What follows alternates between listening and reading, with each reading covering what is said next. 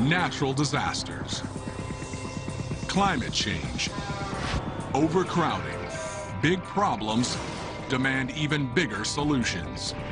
It's a new era for engineering. We can build our way out of anything. In Chicago, there's no room to grow, but an underground city could house thousands.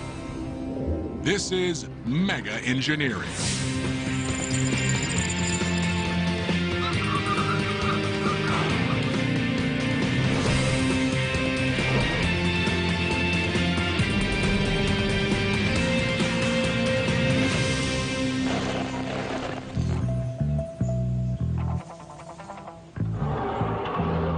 Welcome. Please enter your floor. Minus 78. Going down. This is a Chicago Underground City Express elevator with direct connections to all residences, shops, and offices below level 50.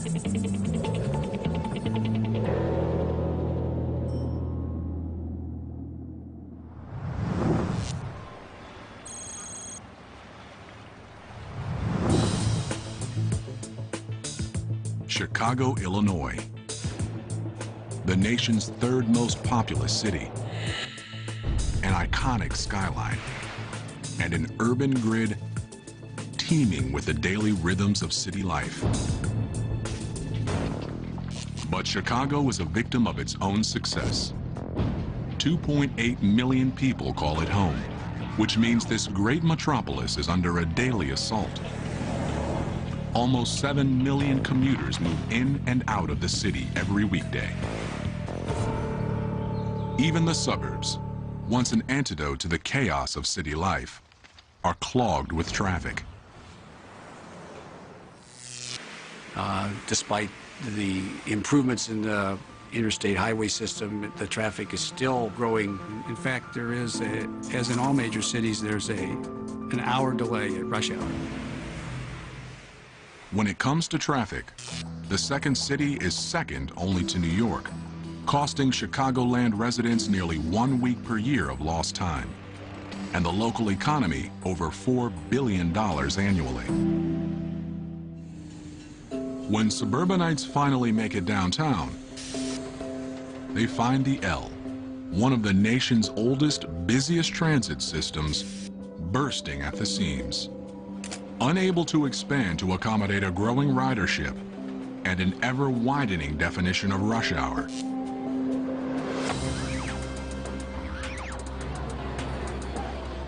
Well, the subway and L stations are only built for 8 cars, so therefore to increase the capacity in the system, it would be necessary to increase the size of the stations, and that would come at a very great expense. Undeveloped land around the city is scarce, so growing out is no longer an option. And with downtown real estate at a premium, the city needs a drastic, some say groundbreaking, solution. Chicago, already home to some of the nation's tallest buildings, will have to build down. Imagine an underground city directly below the Loop, over 1,300 feet deep, containing nearly 100 floors of apartments, offices, parks, and more.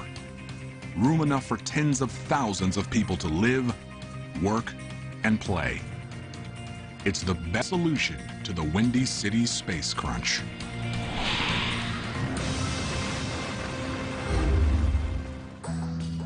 Quite clearly, you can get more people doing something or living or whatever you want to do in this underground space, where now you have very limited space on top. It's an undertaking so big, so innovative, that it will usher in a public works project of unparalleled dimensions, challenges, and dangers. It will require excavating over 230 million cubic yards of rock, construction crews laboring tirelessly below millions of Chicagoans, to build living spaces with new methods of ventilation and lighting,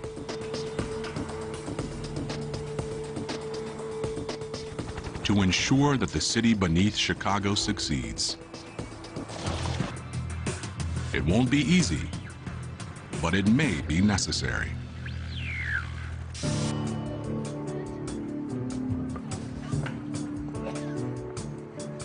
Expanding underground is a solution that's becoming more plausible, with the emergence of new techniques to make living underground a reality. All this is technologically doable.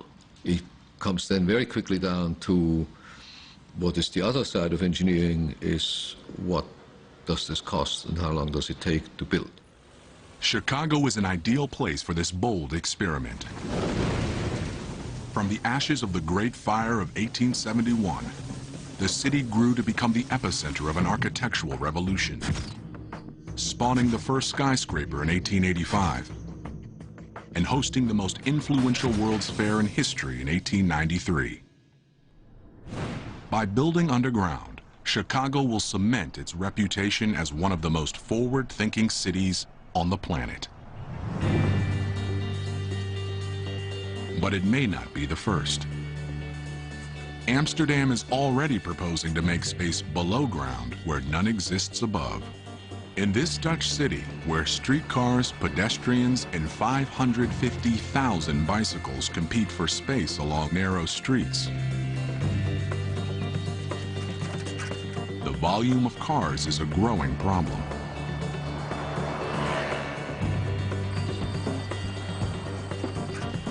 Because Amsterdam is a nice historical town and there is a lot of traffic in the town, you cannot enjoy the town because everywhere there's traffic on the channels, there's traffic on the quays, everywhere there's traffic. Ancient city planners never foresaw a day when their picturesque byways would be overrun with automobiles. Today, there's a movement to get them off the streets.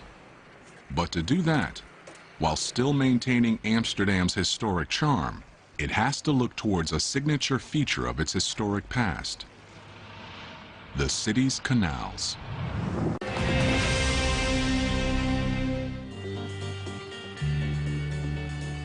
Amsterdam is already proposing to make space below ground where none exists above.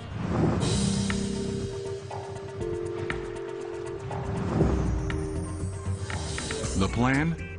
A network of underground complexes built beneath the city's 65 miles of iconic waterways.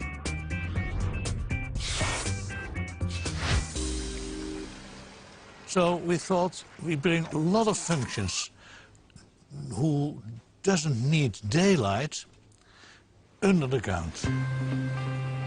Parking garages, movie theaters, and shops, all built beneath miles of real estate that just happens to be filled with water. Working in the canal space is indeed the best options, because you make from 1 square meter which has no value, you make 6 square meters which has a lot of value, of course. In fact, the plan will convert over 20 square miles of largely untapped space and provide storage for thousands of cars. But building in Amsterdam requires sensitivity to the city's unique architecture. Amsterdam's streets can't be choked with construction equipment. Some are so narrow that the massive trucks needed to build underground won't even fit. We don't want to have any trucks in the town because that gives an awful lot of mess, and we don't want to mess up this nice historical town.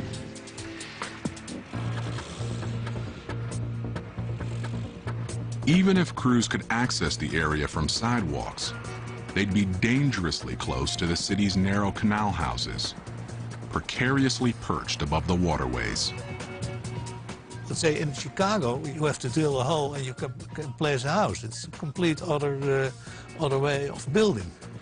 In Amsterdam, it's not so easy to build a house because of the soil is what some call soft water. Amsterdam's soft water, or swampy soil, makes constructing large, heavy structures nearly impossible, which is why buildings are rarely higher than 3 or 4 stories. Most of the canal houses are supported by little more than wooden piles extending into that soft water. Heavy vibration generated by construction could spell disaster. Only the canals are far enough away from buildings and wide enough to fit construction equipment. But the canals are filled with water, so engineers have proposed a solution as unique as the city itself. Amsterdam's canal system has 16 working locks, which can be closed at any time. With the locks closed, the canals can be drained. I can imagine that people think that the most difficult thing is to bring out the water out of the canals. But in fact, that is technical one of the easiest things. Once the canals are dry, crews will get to work, digging 30 feet down before sealing off a new surface that's both sealing to the complex below and floor to the canal above.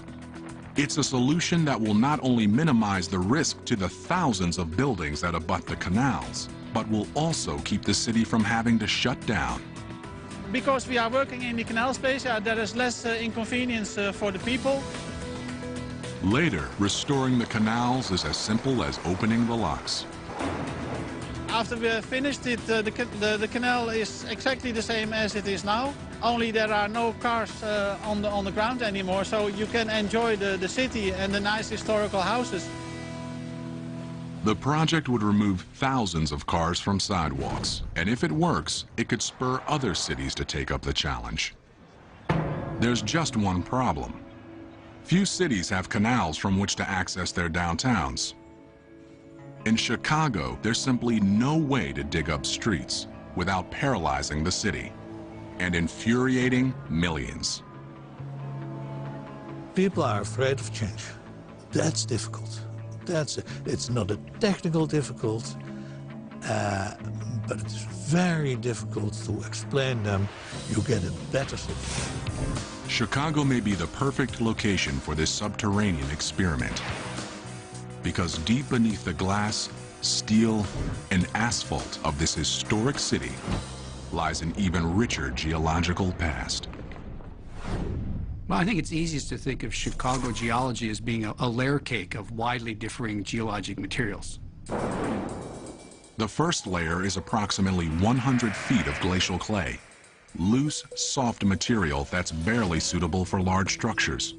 But beneath that lies 400 feet of limestone, strong rock that's perfect for hollowing out large chambers.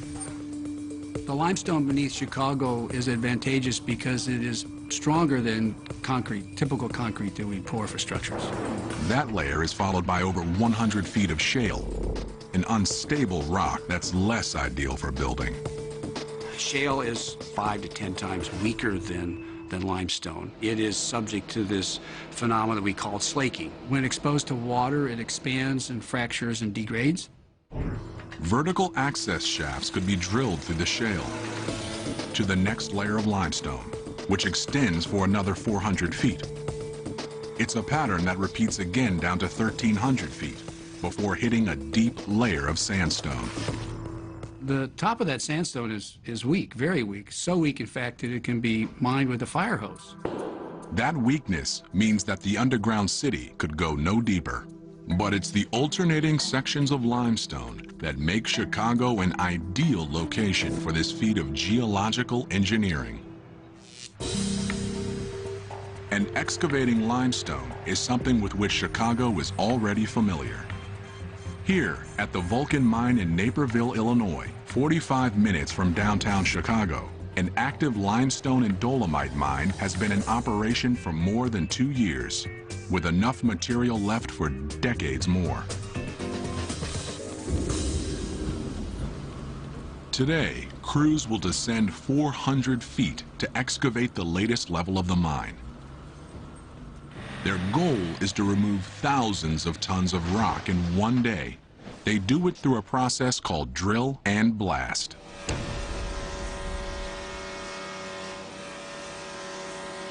The drilling is taken care of by the Fletcher J352 LS. A 385 horsepower rig bores 16-foot holes into the rock, 59 holes per round, which are filled with explosives, courtesy of the ANFO loader. 2 tanks on this truck hold 5,000 pounds of ANFO, ammonia nitrate coated with fuel oil. This explosive material is injected into the holes via an air hose and set to detonate in sequence. It's a slow, methodical process. Drilling and blasting must be conducted in a strict sequence that involves drilling, loading, evacuation, blasting, ventilation. Difficulty of transporting personnel during evacuation limits the completion to a minimum of 4 to 8 hours per round. Safety is the utmost concern, but the process gets results. The 1,100 pounds of ANFO used in this round dislodges 1,400 tons of material and take a 14-foot layer from the wall. Drilling and blasting creates an open space where once there was a solid mass of rock. It also creates a structural engineering challenge which must be addressed immediately. Excavating large openings causes stress concentrations that can overload the rock without reinforcement, and the larger the opening and the deeper the opening, the larger the stress concentrations. To shore things up, another driller is on the job, boring vertical holes which are then filled with epoxy and steel bars to reinforce the ceiling.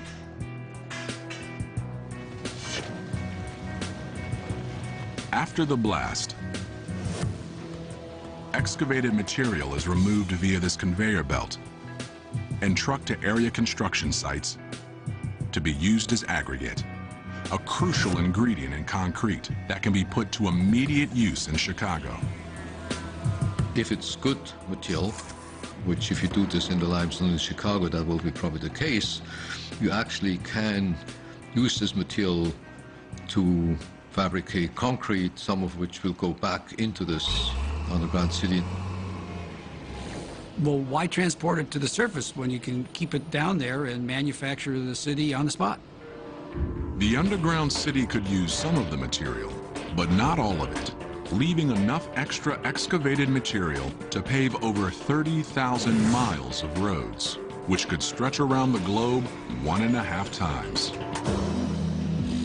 With the ease of excavation, digging a new city is not a problem. Holding up the existing city is. It's important to think about the depth below the foundations of the structures at which this underground city can be built. The issue is that under these high-rise buildings, you have the large diameter piles, and under these large diameter piles, you have high loads. Chicago's tallest building, the Sears Tower, soars to 108 stories, 1,450 feet into the air. Holding it up, 200 piles extending nearly 100 feet into the ground, sending the building's load into the surrounding rock. And that's just one building. Beneath Chicago lies a virtual forest of foundations and piles. Dig too close to them, and the buildings they support could be in trouble. If you were to dig a hole right under the end of the pile, the lower end of the pile, quite clearly that would collapse. For safety's sake, the first level of the underground city must be positioned hundreds of feet beneath the lowest pile. But getting there without closing city streets, rerouting miles of train lines, or redirecting sewage tunnels, water pipes, and utilities would be an enormous challenge. Avoiding them altogether would be the easiest, cheapest option. To access the underground city, it would be important to construct that in an area where there weren't structures and utilities already. Unable to disturb the city life above, crews will have to begin their access to the worksite from miles away. Another possibility would be to provide this access with an incline instead of coming in vertically. Starting from outside the city center, crews and equipment will tunnel downtown, a journey that would stop nearly 300 feet below the center of Chicago. Deep enough to avoid building foundations and city infrastructure. There, they will begin a drilling and blasting routine to construct the first level, a staging area for building even deeper. But as they do, they'll have to make sure that the walls of this new subterranean metropolis are strong enough to hold back the water of mighty Lake Michigan. Chicago is famous for two things. It's big and it's cold. But one place that's bigger and colder is Moscow. With 15 million people in the metropolitan area and over 3 million cars causing some of the worst traffic in the world, Moscow's explosive growth is putting it on a crash course with catastrophe. The real #1 priority right now is to get rid of the transportation collapse in the city and the constant traffic jams. To cope, the Russian capital has nowhere to go but down. Moscow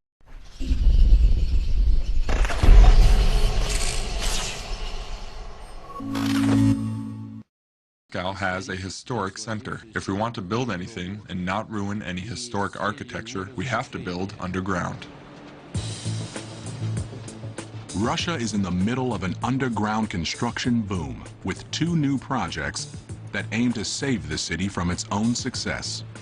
The first, Tverskaya Mall, will be the biggest underground mall in all of Europe when it's finished. 4 stories deep, spanning over 350,000 square feet. Russia is in the middle of an underground construction boom. The first, Tverskaya Mall, will be the biggest underground mall in all of Europe when it's finished. But building it means redirecting nearly 294,000 cars that creep through adjacent streets each day. And crews must work perilously close to traffic. The second site, Paveletsky Square, will one day be a 5-story deep shopping and parking complex, integrated with the train station that sits above it. But before that plan is realized, crews must cope with the city's soft, muddy soil. The soft soil doesn't pose a problem when erecting the shorter buildings that are the city's signature. But it's not ideally suited for building underground. Just to get to a firm enough stratum for building means digging down over 90 feet to stiffer, stronger clay. Back at Paveletsky Square, the crew knows those challenges all too well. Digging one giant hole for an underground mall isn't an option. Not when Moscow's loose, muddy soil is so hard to hold back. So today, instead of digging space for the complex and then lining it with concrete walls, they're doing the opposite, building the walls first. That's the job of this excavator. 6 sets of blades dig through the slop, cutting a 2-foot-wide chamber that is almost immediately filled with concrete, forming walls to a complex that is yet to be hollowed out. It's slow and laborious, requiring frequent starts and stops just to clean it. But once the walls are set, crews can continue digging. But the challenge doesn't end after the walls are in place. Digging in a city means rerouting utilities, sewage lines, and other infrastructure. Eventually, crews will be able to hollow out this section of Paveletsky Mall. Like on the other side of the worksite, where crews are now 100 feet deep. Lining the walls with steel rebar, concrete, and plastic. With so much water dripping through, the risk of cave-ins is still all too real. That's why these giant poles, 5 feet in diameter, some 200 feet in length, are put in to hold back the walls. Despite their massive size, they're temporary, removed once the entire box is reinforced. Because water always finds the weakest path, engineers must be vigilant, even though Paveletsky Square is half a mile from the Moscow River.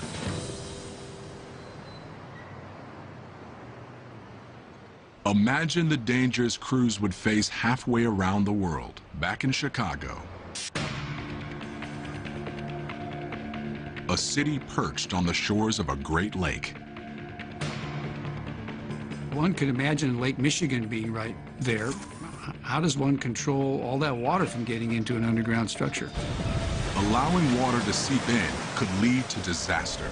Each level of Chicago's underground city would have to be painstakingly reinforced in order to stay ahead of a population boom that threatens to strangle the city. The underground city would have to be built quickly. One day, Chicago's underground city will look less like this and more like this. Ochotny Riyadh, Moscow's biggest underground mall. With 3 stories of shopping and dining, it's a place where thousands of Muscovites can escape the cold. It's just like Chicago's underground city of the future. The mall is hidden in plain sight, mere steps from the center of the city. For Chicago's underground city to even begin to approach the comfort of Moscow's underground mall, it will have to address a huge issue. In any mine, air quality is a priority.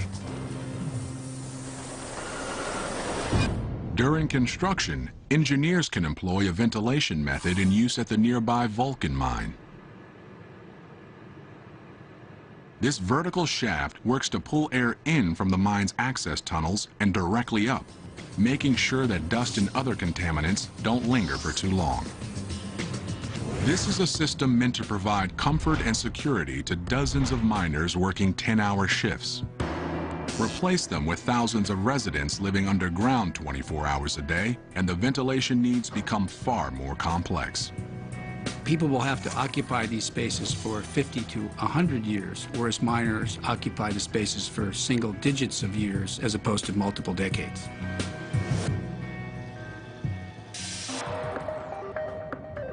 Deep beneath the ground, there will be no open windows, no breezes to keep fresh air circulating. Ventilation is a problem that's already been solved, far beyond the needs of any underground city in Boston, Massachusetts. Here, engineers behind the Big Dig, the most expensive public works project in U.S. history, were faced with thousands of cars passing through almost 4 miles of tunnels every day, spewing tons of poisonous exhaust. Moving vehicles push air through the tunnels, but traffic jams can cause air to linger and dangerous gases to build up. So the Massachusetts Turnpike Authority installed a complex ventilation system to keep the air moving. Near tunnel openings, jet fans circulate air. But with some tunnels as deep as 120 feet, Boston had to go to more extreme measures to bring air underground. Deep beneath this building in the heart of Boston lie the lungs of the Central Artery Tunnel System. A building 125 feet tall pulls in fresh air and transfers it to the tunnels below. The intake air is sucked in through those louvers, as you see behind me, and it's sucked down to a fan chamber and through a series of tunnels or conduit into the tunnel. 100 feet below ground, in a massive intake room, giant fans pull fresh air down the shaft. 400 horsepower engines are capable of moving 333,000 cubic feet per minute and generating wind speeds of up to 62 miles per hour. It's a powerful system based on age-old techniques. All the components of the Big Dig basically used tried and true technology. The hardware and the mechanical equipment performing the ventilation is pretty much a century old now. It takes 13 buildings like this to cover Boston's tunnels. And while the means of moving air hasn't changed in years, the ability to adjust to the changing needs of an underground environment has. Basically, we have a surveillance in the tunnels. We have cameras watching the traffic. Almost all of our cameras and sensors are monitored from our operations control center. Inside the Massachusetts Turnpike Authority building, at the Operations Control Center, specialists monitor 32 vent zones and control 235 fans and over 500 cameras. With just the push of a button. They're concerned with air quality and a lot more. More than just the ventilation is monitored there, the pumping of water, the traffic conditions in general, so you really get a very efficient management of all the life safety functions within all the tunnels under one roof. But this centralized command center has some fail-safe backups. Even if communication with one of the vent buildings is lost, each vent tower is staffed and powered independently.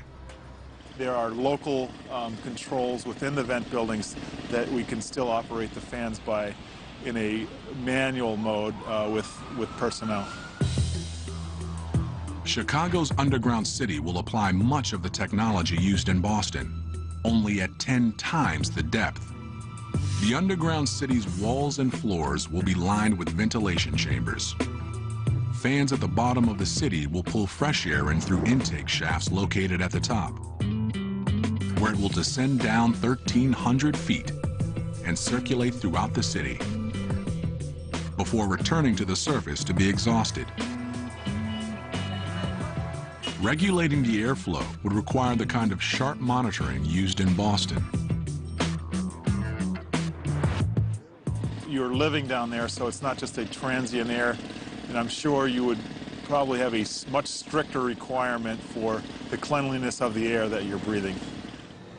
Regulating air quality for a 24-hour residential population, and not just automobile traffic, would require many more fans and a control system that would be the eyes and ears of an underground city. It's something that would provide security and peace of mind for the residents beneath Chicago should the unthinkable happen. With the underground city a reality, one factor of Chicago's legendary climate will be mitigated,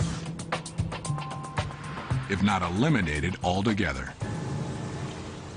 Well, there are advantages to living underground. For instance, you're not subjected to the vagaries of Chicago winters. Deep beneath the city streets, residents wouldn't have to worry about snow or even staying warm. Because if there's one thing about living underground that's predictable, it's the temperature. Well, no matter how hot or cold it is in the air in Chicago, 20 feet underground, it's around 55 degrees Fahrenheit, no matter the time of the year. But the deeper you get, the warmer it becomes, thanks to something called the geothermal gradient. On the surface, temperatures are affected by the sun and atmospheric changes, but up to 200 feet below ground, the temperature remains constant. Then, for every 100 feet deeper, the temperature rises about 1 degree Fahrenheit. Fortunately, in the underground city, the geological limits of construction would ensure that things didn't get too toasty. I think it might be nice to be constantly at 65 to 68 degrees Fahrenheit than it would be the highly variable 0 to 100 degrees Fahrenheit at the surface. An unvarying climate is one advantage that the underground city will have over its surface level counterpart. But there's one quality to which the underground city can't hold a candle. Possibly the most important issue would be the lighting itself, because without artificial illumination down there, it's completely black. Daylight, so vital to health and human happiness, can only come from one source. Even in Moscow, with just 70 sunny days per year, the underground mall Ochotny Riyadh does what it can. With skylights that decorate the roof of the mall, allowing sunlight to travel 3 stories underground. It's a solution that'll work in Chicago too, up to a point. Massive skylights will illuminate the structure's uppermost levels, but deeper down there would be no way for sunlight to reach people. This simple fact would make opting for a life above ground, in spite of Chicago's cold, worth it to many. But if a solution exists, it may be found at Rensselaer's Polytechnic Institute's Lighting Research Center in Troy, New York. Here, researchers focus on light's effects on health and the circadian system, the 24-hour cycle that all humans are programmed to follow. The circadian system wants to see a regular 24-hour pattern. And that is the pattern that we evolutionarily grew up with. It's in the last 100 years that we have electric light that allows us to extend light into the nighttime. But what's also happened in the last 100 years, we live indoors. With that move indoors to offices and homes with electric lighting, humans have disrupted the light-dark pattern that regulates the circadian system. We can be in perfectly good light to see, and yet we can be in biological darkness. You can't necessarily stimulate the circadian system with electric lighting. With only artificial light, the internal clocks of underground citizens would go haywire. The circadian system is a clock that runs all the time anyway. And if you don't have a resetting of that clock, a synchronization of the sunrise, sunset, you can go into this architectural jet lag, as we call it. To maintain this synchronization, engineers will have to design lighting systems that mimic the patterns on the surface. But even these artificial means don't go far enough. Massive skylights will illuminate the structure's uppermost levels, but deeper down there would be no way for sunlight to reach people. This simple fact would make opting for a life above ground, in spite of Chicago's cold, worth it to many. Engineers will have to design lighting systems that mimic the patterns on the surface. But even these artificial means don't go far enough. It is important not just how much light you get, but when you're getting the light and what kind of light you're getting. In the Light Research Center's lab, a test measures light's effects on brain activity. Hooked up to an EEG, a subject is exposed to different wavelengths of light. While all wavelengths stimulate the brain, blue light is the most effective. The reason why we're working with blue light is because we have shown that the circadian system is maximally sensitive to blue light. That may be because the color of the sky has programmed our brains to respond to the blue wavelength of visible light. RPI has found that the need for blue light is so ingrained into human DNA that it only takes a small amount to trigger alertness. So this way you can effectively achieve the same result in reducing melatonin levels or increasing brain activities with less amount of power or with less light. So it's an energy efficient way of impacting the circadian system. That energy savings would preclude the city from having to bathe common areas in blue light or from running ultra-hot lights to simulate sunlight. Instead, residents could take a more personal approach. Blue light is so effective for the circadian system. We can get very low levels of blue light and be able to impact the circadian system. Brief exposure to blue light is as effective as using a more common method for waking up. What you can do is, just like a cup of coffee, you can use light for 15 minutes, 20 minutes to perk you up and to give you some alerting stimulus. There would be lots of opportunities to manipulate that light in such a way that it can provide a sense of daytime and nighttime, can provide a sense of change, and can provide a sense of difference that makes life enjoyable. It's the differences in life that I think we find attractive. It's not only life below Chicago that would begin to improve. At street level, the city will find smaller crowds, less traffic, and a transportation system more able to cope when people are no longer commuting from outside of the city, but from underneath it. Well, the city could be beautified if much of it were placed underground. Placing the major functions underground will allow us to think more expansively of the most appropriate uses of the surface land. That's just what happened in Boston after the Big Dig. The city has been knitted together again, if you will. Some of the surface land has been reclaimed for public use versus having an elevated highway on it. There are now parks where there were steel structures before. Those above-ground improvements could go a long way towards generating support to expand the underground city. But continuing to hollow out the ground beneath Chicago's skyscrapers could be met with opposition. So the underground city will have to navigate uncharted territory. Well, the state of Illinois owns the lake bottom from the shore outward, and there are no buildings there. Perhaps it might be a great deal less expensive and more quickly realized to actually excavate the underground city indexed over by the lakeshore. By connecting a new network of underground chambers to the existing underground city, urban planners could create a mirror image of the city beneath the lake. In terms of changing the way in which the world thinks of Chicago, it might move it out of the realm of its current beautiful vertical skyline to thinking about maybe its underground skyline. There's just one problem. The first part of the underground city was built without anyone living there. The challenges that once only affected crews could now have an impact on thousands of permanent underground residents. You'll never be able to see the complete picture underground as you will above ground. So the unknowns are basically higher, and you have to deal with that during construction. Most important issue to address would be the possibility of any types of historic gas deposits that are located there.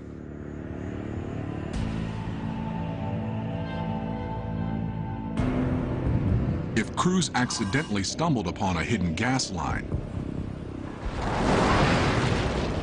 the consequences could be disastrous. Evacuation plans would share much in common with those in place for skyscrapers.